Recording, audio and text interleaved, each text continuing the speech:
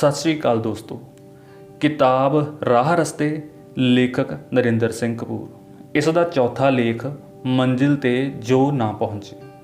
दोस्तों बहुत ही सोहणियां गल्लां इहदे विच कहीआं गईआं ने, सो तुसीं जरूर इस टॉपिक नूं सुनना।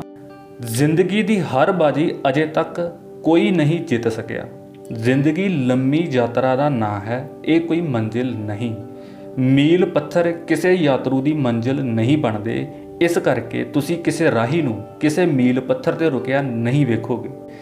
असी मंजिल ते इसलिए नहीं अपड़दे क्योंकि सानू मंजिल की सोझी नहीं हुंदी। मंजिल साडी कल्पना विच होण कारण ये साडी जिंदगी का यथार्थ नहीं बनदी। जे मंजिल की सोझी होवे तां उत्थे लंगड़े भी पहुँच जाते हैं। जे समर्पण करन वाला कोई श्रद्धालु मिल जाए तो भटकिया होया गुरु भी सही राह ते आ जाता है। जिन्हां दे रिश्ते टुट जाते हैं उन्हां नूं पुछो तुसीं रिश्ते नूं किस मुकाम ते लैके जाना चाहुंदे सी। वास्तव विच ओह प्यार दे नां ते दूजे ते कब्जा करना चाहुंदे सी। उन्हां दे विहार विच कहल हुंदी है, उन्हां दे यतन विच लालच हुंदा है, उत्साह ते उदारता नहीं हुंदी। सिखर दी प्राप्ति कहल नाल कदे भी संभव नहीं हुंदी। जिथे उत्साह नहीं हुंदा उत्थे बहाने हुंदे हन, उत्थे शिकायतां हुंदियां हन, उत्थे संतुष्टता दी घाट हुंदी है। असंतुष्ट व्यक्ति समाज का वातावरण बिगाड़ दिंदे हन। समाज विच असंतुष्ट लोगों की गिणती वधण कारण तलाक वध रहे हैं, मुकदमे वध रहे हैं। स्कूली बच्चों विच आत्मघात की रुचि बलवान हो रही है। किसान खुदकुशियां कर रहे हैं, बलात्कार वध रहे हैं, हिंसा वध रही है। जीवन की दौड़ तेज हो रही है, जिंदगी विच शोर वध रहा है। जीवन के सब खेतरां विच आपो धापी पई हुई है। ਜਦੋਂ तक ਅਸੀਂ देश ਦੀਆਂ ਸਮੱਸਿਆਵਾਂ ਹੱਲ ਕਰਨ ਦੀ ਸੁਹਿਰਦ ਯੋਗਤਾ ਨਹੀਂ ਉਪਜਾਉਂਦੇ, ਉਦੋਂ ਤੱਕ ਅਸੀਂ ਆਪਣੀਆਂ ਸਮੱਸਿਆਵਾਂ ਵੀ ਹੱਲ ਨਹੀਂ ਕਰ ਸਕਾਂਗੇ। ਜਦੋਂ ਤੱਕ ਅਸੀਂ ਹਰ ਕਿਸੇ ਦੀ ਸਫਲਤਾ ਦਾ ਵਾਤਾਵਰਣ ਨਹੀਂ ਉਸਾਰਦੇ, ਨਾ ਸਾਡੀ ਸਫਲਤਾ ਸੁਰੱਖਿਅਤ ਹੋਵੇਗੀ, ਨਾ ਹੀ ਸਾਡਾ ਜੀਵਨ ਮਾਣਯੋਗ ਬਣੇਗਾ। ਅਜੋਕੇ ਮਨੁੱਖ ਕੋਲ ਖਾਣ ਲਈ ਪਦਾਰਥ ਵਧੇਰੇ ਹਨ, ਪਹਿਨਣ ਲਈ ਕੱਪੜੇ ਵਧੇਰੇ ਹਨ, ਘੁੰਮਣ ਫਿਰਨ ਲਈ ਥਾਵਾਂ ਅਤੇ ਸਾਧਨ ਵਧੇਰੇ ਹਨ, ਖਰਚਣ ਲਈ ਪੈਸੇ ਵਧੇਰੇ ਹਨ, ਇੱਕ ਦੂਜੇ ਨੂੰ ਮਿਲਣ ਦੇ ਅਵਸਰ ਵੀ ਵਧੇਰੇ ਹਨ। ਪਰ ਅਸੀਂ ਸਾਰੇ ਜਾਣਦੇ ਹਾਂ ਕਿ ਅਜੋਕਾ ਮਨੁੱਖ ਪਹਿਲੇ ਕਿਸੇ ਵੀ ਯੁੱਗ ਨਾਲੋਂ ਵਧੇਰੇ ਚਿੰਤਤ, ਵਧੇਰੇ ਪਰੇਸ਼ਾਨ ਅਤੇ ਵਧੇਰੇ ਦੁਖੀ ਹੈ। ਹੋਰ ਕਾਰਨਾਂ ਵਿੱਚੋਂ ਇਸ ਸਥਿਤੀ ਦਾ ਇੱਕ ਕਾਰਨ ਇਹ ਹੈ ਕਿ ਹਰ ਕੋਈ ਆਪਣੇ ਹਿੱਸੇ ਨਾਲੋਂ ਵੱਧ, ਆਪਣੀ ਯੋਗਤਾ ਨਾਲੋਂ ਵਧੇਰੇ ਅਤੇ ਆਪਣੇ ਯਤਨਾਂ ਨਾਲੋਂ ਵੱਡੀ ਜਿੱਤ ਪ੍ਰਾਪਤ ਕਰਨ ਵਿੱਚ ਅੰਨ੍ਹੇਵਾਹ ਦੌੜਿਆ ਜਾ ਰਿਹਾ ਹੈ। ਅੰਨ੍ਹੇਵਾਹ ਅੱਗੇ ਵਧਣ ਵਾਲੇ ਯੋਗ ਵਿਅਕਤੀਆਂ ਨੂੰ ਪਛਾੜ ਹੀ ਨਹੀਂ ਰਹੇ, ਉਹ ਰਸਤਿਆਂ, ਮਾਰਗਾਂ ਅਤੇ ਸਾਧਨਾਂ ਸੰਬੰਧੀ ਝਗੜੇ ਵੀ ਕਰ ਰਹੇ ਹਨ। ਅੰਨ੍ਹੇਵਾਹ ਅੱਗੇ ਵਧਣ ਦਾ ਯਤਨ ਆਪਣੇ ਨਾਲ, ਆਪਣੇ ਆਲੇ ਦੁਆਲੇ ਨਾਲ ਹਿੰਸਾ ਹੈ, ਜਿਸ ਵਿੱਚੋਂ ਮਾਯੂਸੀਆਂ ਅਤੇ ਪਰੇਸ਼ਾਨੀਆਂ ਹੀ ਉਪਜ ਸਕਦੀਆਂ ਹਨ। ਅਜੋਕੇ ਯੁੱਗ ਦਾ ਹਰੇਕ ਮਨੁੱਖ ਭੈ-ਭੀਤ ਹੈ, ਡਰਿਆ ਹੋਇਆ ਹੈ। ਡਰ ਦਾ ਕਾਰਨ ਅਤੇ ਸਰੋਤ ਮੌਤ ਹੀ ਨਹੀਂ ਹੁੰਦਾ, ਸਗੋਂ ਸਦਾ ਜਿਉਂਦੇ ਰਹਿਣ ਦੀ ਲਾਲਸਾ ਹੁੰਦੀ ਹੈ। ਸਾਨੂੰ ਭੁੱਲਣਾ ਨਹੀਂ ਚਾਹੀਦਾ ਕਿ ਯਤਨ ਅਤੇ ਸਫਲਤਾ ਇੱਕ ਅਨੁਪਾਤ ਵਿੱਚ ਬੱਝੇ ਹੋਏ ਹੁੰਦੇ ਹਨ। ਜਿੰਨੀ ਵੱਡੀ ਸਫਲਤਾ ਦੀ ਕਾਮਨਾ ਕੀਤੀ ਜਾਵੇਗੀ, ਓਨਾ ਵੱਡਾ ਯਤਨ ਕਰਨਾ ਪਵੇਗਾ। ਹਵਾਈ ਕਿਲੇ ਉਸਾਰਨ ਦਾ ਯੁੱਗ ਲੰਘ ਗਿਆ ਹੈ। ਹਵਾਈ ਕਿਲੇ ਉਸਾਰਨ ਵਿੱਚ ਕੋਈ ਹਰਜ ਨਹੀਂ, ਪਰ ਸਫਲ ਉਹੀ ਹੁੰਦੇ ਹਨ ਜਿਹੜੇ ਹਵਾਈ ਕਿਲੇ ਉਸਾਰਨ ਤੋਂ ਪਹਿਲਾਂ ਉਹਨਾਂ ਕਿਲਿਆਂ ਦੀਆਂ ਨੀਹਾਂ ਉਸਾਰਨ ਵਿੱਚ ਰੁੱਝ ਜਾਂਦੇ ਹਨ। ਹਰ ਸੁਨਹਿਰੀ ਯੁੱਗ ਤੋਂ ਪਹਿਲਾਂ ਸਮੁੱਚੇ ਸਮਾਜ ਨੂੰ ਅਤੇ ਸਮਾਜ ਦੇ ਹਰ ਵਿਅਕਤੀ ਨੂੰ ਸਖਤ ਮਿਹਨਤ ਕਰਨੀ ਪੈਂਦੀ ਹੈ। ਆਪਣੇ ਰਸਤੇ ਨੂੰ ਸਾਫ਼ ਹੀ ਨਹੀਂ ਕਰਨਾ ਪੈਂਦਾ, ਉਸ ਦੀ ਸੇਧ ਵੀ ਨਿਰਧਾਰਤ ਕਰਨੀ ਪੈਂਦੀ ਹੈ। ਸਾਡੀ ਅਸਫਲਤਾ ਦਾ ਇੱਕ ਕਾਰਨ ਇਹ ਹੁੰਦਾ ਹੈ ਕਿ ਅਸੀਂ ਇੱਕੋ ਵੇਲੇ ਕਈ ਰਸਤਿਆਂ 'ਤੇ ਚੱਲਣ ਦੀ ਜਿੱਦ ਕਰਦੇ ਹਾਂ। ਸਭ ਰਸਤਿਆਂ 'ਤੇ ਚੱਲਣ ਦਾ ਅਭਿਲਾਸ਼ੀ ਸਪਸ਼ਟ ਸੋਚ ਦੀ ਅਣਹੋਂਦ ਕਾਰਨ ਆਪਣੇ ਘਰ ਦਾ ਰਸਤਾ ਵੀ ਭੁੱਲ ਜਾਂਦਾ ਹੈ। ਕਈ ਬੇੜੀਆਂ ਮਲਾਹਾਂ ਦੇ ਵਧੇਰੇ ਹੋਣ ਕਰਕੇ ਵੀ ਡੁੱਬ ਜਾਂਦੀਆਂ ਹਨ। ਉੱਚੀਆਂ ਪ੍ਰਾਪਤੀਆਂ ਵਾਸਤੇ ਵੱਖਰੇ ਢੰਗ ਨਾਲ ਸੋਚਣਾ ਪਵੇਗਾ। ਹਰ ਕਿਸੇ ਨੂੰ ਇਸ ਸੰਸਾਰ ਵਿੱਚ ਸਮੇਂ ਦੀ ਸ਼ੁਭ ਵਰਤੋਂ ਅਤੇ ਕੁਵਰਤੋਂ ਕਰਨ ਦੀ ਪੂਰੀ ਖੁੱਲ੍ਹ ਹੈ। ਹਰ ਕਿਸੇ ਨੂੰ ਭੀੜ ਦਾ ਭਾਗ ਬਣਨ ਅਤੇ ਆਪਣਾ ਰਸਤਾ ਆਪ ਤਲਾਸ਼ਣ ਦੀ ਵੀ ਸੰਪੂਰਨ ਆਜ਼ਾਦੀ ਹੈ। ਹਰ ਕਿਸੇ ਨੂੰ ਆਪਣੇ ਆਪ ਨੂੰ ਸੁਧਾਰਨ ਜਾਂ ਹੋਰ ਵਿਗਾੜਨ ਦੀ ਪੂਰੀ ਸੁਤੰਤਰਤਾ ਹੈ। ਵੇਖਿਆ ਗਿਆ ਹੈ ਕਿ ਜਿੱਥੇ ਸੁਧਾਰ ਦੀ ਸਭ ਤੋਂ ਵੱਧ ਲੋੜ ਹੈ, ਉੱਥੇ ਹੀ ਸੁਧਾਰ ਦਾ ਸਭ ਤੋਂ ਵੱਧ ਵਿਰੋਧ ਹੁੰਦਾ ਹੈ। परिवर्तन का विरोध उही करते हैं जिन्हों परिवर्तन तो तकलीफ, बेआरामी अते नुकसान होना हुंदा है। साडी असफलता का एक कारण यह भी हुंदा है कि असी परिवर्तन लई राह पद्धरा करन दी थां परिवर्तन के विरोधी हो निबड़ते हैं। परंपरागत सोच सानू नवे निर्णय लैण तो होड़दी है ਅਤੇ ਅਤੀਤ ਪ੍ਰਤੀ ਅਤੀ ਭਾਵਕ ਮੋਹ ਸਾਨੂੰ ਸਮਕਾਲ ਨਾਲ ਇਕਸੁਰ ਨਹੀਂ ਹੋਣ ਦੇ ਰਿਹਾ, ਅੱਗੇ ਹੀ ਬੜੀ ਦੇਰ ਹੋ ਗਈ ਹੈ। ਅਜੋਕਾ ਯੁੱਗ ਖਾਲੀ ਖੁੱਲ੍ਹੇ ਪਏ ਮੈਦਾਨਾਂ ਨੂੰ ਜਿੱਤਣ ਦਾ ਯੁੱਗ ਹੈ। ਇਹ ਨਵੇਂ ਹੰਬਲੇ ਮਾਰਨ ਦਾ ਵੇਲਾ ਹੈ। ਇਹ ਨਵੇਂ ਵਿਸ਼ੇ ਪੜ੍ਹਨ ਦਾ ਸਮਾਂ ਹੈ। ਇਹ ਨਵੇਂ ਪ੍ਰਯੋਗ ਕਰਨ ਦਾ ਜ਼ਮਾਨਾ ਹੈ। ਬਦਲੀਆਂ ਪ੍ਰਸਥਿਤੀਆਂ ਵਿੱਚ ਜਿਹੜੇ ਹਾਰਨ ਦਾ ਜੋਖਮ ਉਠਾਉਣ ਦਾ ਜਿਗਰਾ ਉਪਜਾਉਣਗੇ ਉਹੀ ਸਫਲ ਹੋਣਗੇ। ਕੋਈ ਵੀ ਵਿਅਕਤੀ ਹਰ ਵਾਰੀ ਟਾਸ ਨਹੀਂ ਜਿੱਤ ਸਕਦਾ। ਜਿੱਤ ਨਿਸ਼ਚਿਤ ਨਹੀਂ ਹੁੰਦੀ। ਜੇ ਜਿੱਤ ਨਿਸ਼ਚਿਤ ਹੋਵੇ ਤਾਂ ਡਰਪੋਕ ਵੀ ਬੜੀ ਬਹਾਦਰੀ ਨਾਲ ਲੜਨਗੇ। ਪਹਿਲਾਂ ਹੀ ਯਤਨ ਵਿੱਚ ਸਫਲ ਹੋਣ ਦੀ ਅਭਿਲਾਸ਼ਾ ਸਾਨੂੰ ਕੁਝ ਨਵਾਂ ਸਿੱਖਣ ਨਹੀਂ ਦਿੰਦੀ, ਸਾਡੇ ਕੰਮ ਦੀ ਪੱਧਰ ਨੂੰ ਉੱਚਾ ਨਹੀਂ ਹੋਣ ਦਿੰਦੀ। ਜੇ ਤੁਹਾਨੂੰ ਆਪਣੇ ਯਤਨ ਵਿੱਚ ਸਫਲਤਾ ਨਹੀਂ ਮਿਲੀ ਤਾਂ ਇਸ ਦਾ ਇੱਕ ਕਾਰਨ ਇਹ ਵੀ ਹੋਵੇਗਾ ਕਿ ਅਜੇ ਤੁਹਾਡਾ ਅਭਿਆਸ ਅਧੂਰਾ ਹੈ, ਅਜੇ ਰਿਆਜ਼ ਘੱਟ ਹੈ, ਕਿਸੇ ਨਾ ਕਿਸੇ ਥਾਂ ਤੇ ਕੋਈ ਘਾਟ ਹੈ, ਕੁਝ ਨਾ ਕੁਝ ਅਜੇ ਕੱਚਾ ਹੈ, ਕਿਧਰੇ ਕੋਈ ਗਲਤੀ ਹੋਈ ਹੈ। ਅਸਫਲਤਾ ਸਾਡੇ ਅਨੁਭਵ ਨੂੰ ਵਿਸ਼ਾਲ ਕਰਦੀ ਹੈ। ਇਹ ਦੁਬਾਰਾ ਯਤਨ ਕਰਨ ਲਈ ਸਾਡੀ ਯੋਗਤਾ ਨੂੰ ਟੁੰਬਦੀ ਹੈ। ਹਰ ਹਾਰ ਵਿੱਚ, ਹਰ ਅਸਫਲਤਾ ਵਿੱਚ ਇੱਕ ਸਬਕ ਛੁਪਿਆ ਹੋਇਆ ਹੁੰਦਾ ਹੈ। ਜਦੋਂ ਤੱਕ ਅਸੀਂ ਸਬਕ ਨੂੰ ਨਹੀਂ ਸਿੱਖਦੇ, ਅਸੀਂ ਮੁੜ-ਮੁੜ ਹਾਰਦੇ ਰਹਿੰਦੇ ਹਾਂ। ਵਿਦਿਆਰਥੀਆਂ ਨੂੰ ਇਹ ਗੱਲ ਕਈ ਵਾਰ ਫੇਲ ਹੋਣ ਮਗਰੋਂ ਸਮਝ ਆਉਂਦੀ ਹੈ ਕਿ ਪ੍ਰੀਖਿਆ ਵਿੱਚ ਲਿਖਣ ਦਾ ਅਭਿਆਸ ਪਰਖਿਆ ਜਾਂਦਾ ਹੈ, ਪਰ ਉਹ ਕੇਵਲ ਪੜ੍ਹਦੇ ਹਨ, ਲਿਖਣ ਦਾ ਅਭਿਆਸ ਨਹੀਂ ਕਰਦੇ। ਕਰਜ਼ਾ ਲੈਣ ਵਾਲਿਆਂ ਨੂੰ ਬੜੀ ਦੇਰ ਮਗਰੋਂ ਪਤਾ ਲੱਗਦਾ ਹੈ ਕਿ ਜੇਕਰ ਲਿਆ ਹੋਇਆ ਕਰਜ਼ਾ ਨਿਰਧਾਰਤ ਅਤੇ ਵਿਉਂਤੇ ਹੋਏ ਕੰਮ ਤੇ ਨਾ ਲਾਇਆ ਜਾਵੇ ਤਾਂ ਉਸ ਕਰਜ਼ੇ ਨੂੰ ਕਦੇ ਵੀ ਕਿਸੇ ਵੀ ਢੰਗ ਨਾਲ ਉਤਾਰਨਾ ਜਾਂ ਵਾਪਸ ਮੋੜਨਾ ਲਗਭਗ ਅਸੰਭਵ ਹੋ ਜਾਂਦਾ ਹੈ। ਜਦੋਂ ਗਲਤੀ ਸਮਝ ਆ ਜਾਵੇ ਤਾਂ ਸਮੱਸਿਆ ਆਪ ਮੁਹਾਰੇ ਹੱਲ ਹੋ ਜਾਂਦੀ ਹੈ, ਪਰ ਇਹ ਗੱਲ ਸਮਝਣੀ ਹੀ ਔਖੀ ਹੈ। ਗਲਤੀਆਂ ਕਰਨ ਤੋਂ ਪਹਿਲਾਂ ਅਸੀਂ ਕਿਸੇ ਨਾਲ ਸਲਾਹ ਨਹੀਂ ਕਰਦੇ। ਮੂਰਖਾਂ ਨੂੰ ਬਹੁਤ ਕੁਝ ਪਤਾ ਹੁੰਦਾ ਹੈ, ਪਰ ਮੂਰਖਤਾ ਕਰਕੇ ਉਹ ਉੱਥੇ ਹੀ ਘੁੰਮਦੇ ਰਹਿੰਦੇ ਹਨ। ਸਿਆਣਾ ਵਿਅਕਤੀ ਆਪਣੀ ਗਲਤੀ ਮੰਨ ਕੇ, ਗਲਤੀ ਨੂੰ ਸੁਧਾਰ ਕੇ ਅੱਗੇ ਲੰਘ ਜਾਂਦਾ ਹੈ, ਪਰ ਮੂਰਖ ਇੱਕ ਚੱਪੂ ਵਾਲੀ ਬੇੜੀ ਵਾਂਗ ਉੱਥੇ ਹੀ ਚੱਕਰ ਲਗਾਉਂਦਾ ਰਹਿੰਦਾ ਹੈ। ਨਵੀਂ ਜਗਿਆਸਾ ਅਤੇ ਨਵੇਂ ਉਤਸ਼ਾਹ ਨਾਲ ਹੀ ਨਵਾਂ ਗਿਆਨ ਪ੍ਰਾਪਤ ਹੋਵੇਗਾ ਅਤੇ ਇਹ ਗਿਆਨ ਸਕੂਲ, ਕਾਲਜ ਆਦਿ ਵਿੱਚ ਜਾਣ ਤੋਂ ਬਿਨਾਂ ਪ੍ਰਾਪਤ ਨਹੀਂ ਹੋ ਸਕਦਾ। ਅਜੋਕੇ ਯੁੱਗ ਵਿੱਚ ਜਿਹੜੇ ਸਕੂਲ ਨਹੀਂ ਜਾਣਗੇ ਉਹਨਾਂ ਨੂੰ ਇੱਟਾਂ ਦੇ ਭੱਠੇ ਤੇ ਇੱਕ ਗੇੜੇ ਵਿੱਚ 100 ਇੱਟਾਂ ਢੋਣੀਆਂ ਪੈਣਗੀਆਂ।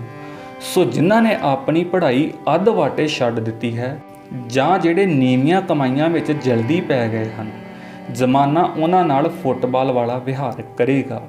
ਇਹਨਾਂ ਲੋਕਾਂ ਦਾ ਹਾਲ ਉਸ ਵਿਅਕਤੀ ਵਾਲਾ ਹੋਵੇਗਾ ਜਿਸ ਦੀ ਹੁਣੇ-ਹੁਣੇ ਜੇਬ ਕੱਟੀ ਗਈ ਹੋਵੇ। ਜਿਹੜਾ ਹੁਣੇ-ਹੁਣੇ ਜੇਬ ਕਟਵਾ ਕੇ ਆਇਆ ਹੋਵੇ ਉਸ ਤੋਂ ਕੋਈ ਸਲਾਹ ਨਹੀਂ ਪੁੱਛਦਾ। ਦੋਸਤੋ ਧਿਆਨ ਦੇਣਾ, ਜਿਹੜਾ ਹੁਣੇ-ਹੁਣੇ ਜੇਬ ਕਟਵਾ ਕੇ ਆਇਆ ਹੋਵੇ ਉਸ ਤੋਂ ਕੋਈ ਸਲਾਹ ਨਹੀਂ ਪੁੱਛਦਾ।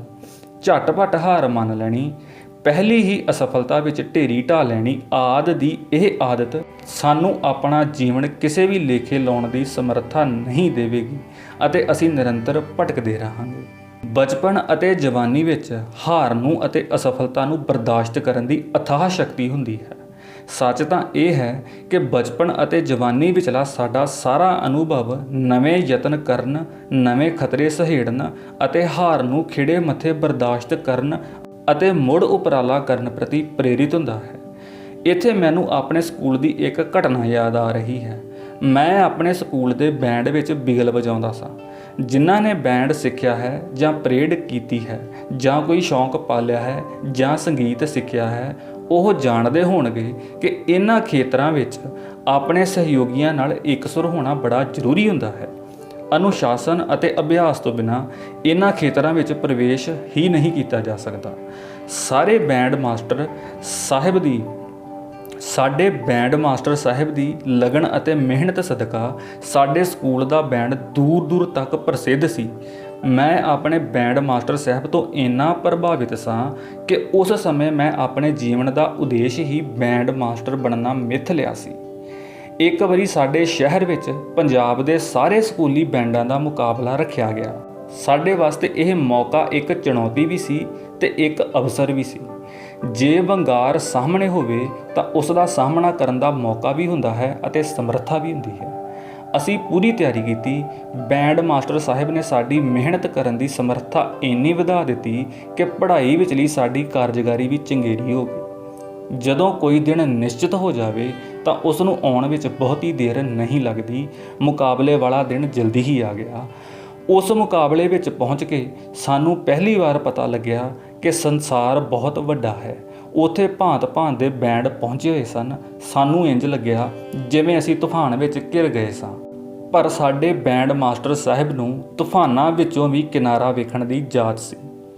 ਉਹਨਾਂ ਨੇ ਸਾਡੇ ਹੌਸਲੇ ਨੂੰ ਬੁਲੰਦ ਕੀਤਾ। ਮੁਕਾਬਲਾ ਹੋਇਆ। ਸਟੇਡੀਅਮ ਵਿੱਚ ਬੈਂਡ ਹੀ ਬੈਂਡ ਸਨ ਅਤੇ ਹਰ ਬੈਂਡ ਨੇ ਵਾਰੀ ਸਿਰ ਬੈਂਡ ਵਜਾਉਂਦੇ ਹੋਏ ਮੁੱਖ ਮਹਿਮਾਨ ਵਾਲੀ ਥਾਂ ਤੋਂ ਲੰਘਣਾ ਸੀ ਅਤੇ ਘੁੰਮ ਕੇ ਆਪਣੀ ਨਿਸ਼ਚਿਤ ਥਾਂ ਤੇ ਪਹੁੰਚਣਾ ਸੀ। ਸਾਡੀ ਵਾਰੀ ਆਈ। ਅਸੀਂ ਪੂਰੀ ਵਾਹ ਲਾ ਦਿੱਤੀ। ਬੈਂਡ ਮਾਸਟਰ ਸਾਹਿਬ ਦੇ ਹੱਥਾਂ ਵਿਚਲਾ ਅਧਿਕਾਰੀ ਡੰਡਾ ਆਪਣੇ ਪੂਰੇ ਜਲਾਅ ਵਿੱਚ ਸੀ। ਅਸੀਂ ਅਵੱਲ ਆਉਣ ਦੇ ਵਿਸ਼ਵਾਸ ਵਿੱਚ ਆਪਣੀ ਨਿਸ਼ਚਿਤ ਥਾਂ ਤੇ ਵਾਪਸ ਮੁੜ ਕੇ ਬੈਠੇ ਹੋਏ ਸਾਂ। ਜਦੋਂ ਨਤੀਜਾ ਐਲਾਨਿਆ ਗਿਆ ਤਾਂ ਜੇਤੂਆਂ ਵਿੱਚ ਸਾਡਾ ਨਾਂ ਕਿਧਰੇ ਵੀ ਨਹੀਂ ਸੀ। ਭਾਣਾ ਵਾਪਰ ਚੁੱਕਾ ਸੀ। ਜੇਤੂ ਬੈਂਡਾਂ ਦੇ ਵਿਦਿਆਰਥੀ ਆਪਣੇ ਸਾਜ਼ਾਂ ਨੂੰ ਹਵਾ ਵਿੱਚ ਉਛਾਲ ਰਹੇ ਸਨ। ਹਾਰ ਨੂੰ ਬਰਦਾਸ਼ਤ ਕਰਨਾ ਬੜਾ ਔਖਾ ਹੁੰਦਾ ਹੈ, ਪਰ ਜੇ ਹਾਰ ਬਰਦਾਸ਼ਤ ਕਰਨੀ ਆ ਜਾਵੇ ਤਾਂ ਜਿੱਤ ਅਤੇ ਹਾਰ ਦੋਵਾਂ ਦੇ ਅਰਥ ਬਦਲ ਜਾਂਦੇ ਹਨ। ਹਾਰ ਨੂੰ ਬਰਦਾਸ਼ਤ ਕਰਨਾ ਬੜਾ ਔਖਾ ਹੁੰਦਾ ਹੈ, ਪਰ ਜੇ ਹਾਰ ਬਰਦਾਸ਼ਤ ਕਰਨੀ ਆ ਜਾਵੇ ਤਾਂ ਜਿੱਤ ਅਤੇ ਹਾਰ ਦੋਵਾਂ ਦੇ ਅਰਥ ਬਦਲ ਜਾਂਦੇ ਹਨ। ਇਸ ਘੋਰ ਨਿਰਾਸ਼ਾ ਦੀ ਅਵਸਥਾ ਵਿੱਚ ਸੁਭਾਵਿਕ ਹੀ ਅਸੀਂ ਆਪਣੇ ਬੈਂਡ ਮਾਸਟਰ ਸਾਹਿਬ ਦੇ ਚਿਹਰੇ ਵੱਲ ਵੇਖ ਰਹੇ ਸਾਂ।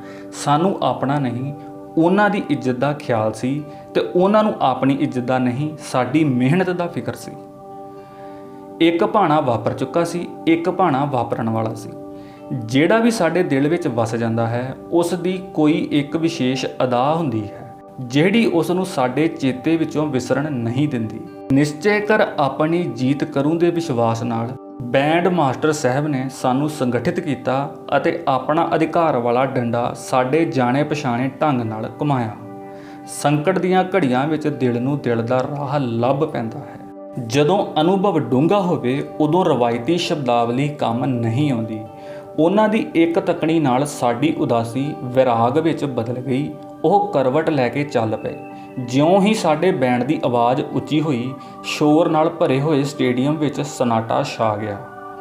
ਮੁੱਖ ਮਹਿਮਾਨ ਵੀ ਵਾਪਸ ਬੈਠ ਗਏ। ਸਾਨੂੰ ਆਪ ਮਹਿਸੂਸ ਹੋ ਰਿਹਾ ਸੀ ਕਿ ਇੱਕ ਕਰਾਮਾਤ ਵਾਪਰ ਰਹੀ ਸੀ।